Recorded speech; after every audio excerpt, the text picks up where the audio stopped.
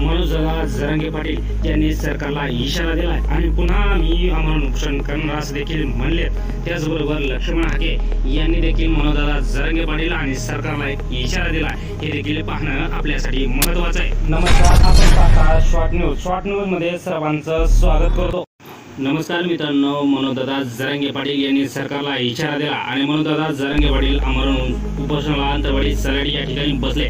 रात्री 17 तारखेला रात्री 12 वाजता आमरण उपोषण चालू केलं आणि याच आमरण उपोषणामध्ये सरकारला काय इशारा देतात हेही पाहणं महत्त्वाचं आहे। त्यावरती एक नजर टाकू आणि हेही महत्त्वाचं आहे की मनोजदादा जरांगे पाटील यांचं हे 6वं उपोषण आहे। मनोजदादा जरांगे पाटील यांना या 6व्या उपोषणापासून नेमका काय मागण्या आहेत आणि काय सिद्ध करायचं हेही महत्त्वाचं आहे। तुम्ही देणारच नाही तर तुम्हाला फायदा कसा होईल?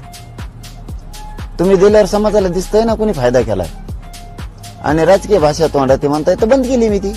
मनोजदादा जरांगे पाटील सरकारला इशारा देत म्हणाले की याचा तुम्हाला फायदा होणार आहे। तुम्ही जर आरक्षण देत नसाल तर आरक्षणाचा फायदा तुम्हाला काय होईल? आणि तुम्ही डबल म्हणता की मी राजकीय भाषा बोलतो, तर मी आताच्या आता आरक्षण द्या, राजकीय भाषा माझी मी बंद करतो असं देखील म्हणाले। सरकारला थेट इशारा देत असताना भडकले जरांगे पाटील यांनी उपोषण बसत असताना ओबीसीच्या नेत्यानं लक्ष्मण हाके यांनी देखील इशारा दिला की आणि आम्हीही ओबीसीचं बचाव आरक्षणासाठी अंतरवाली सराटी इथे मनोजदादा जरांगे पाटील यांच्या बाजूलाच बसणार आहोत असा देखील इशारा लक्ष्मण हाके यांनी दिला।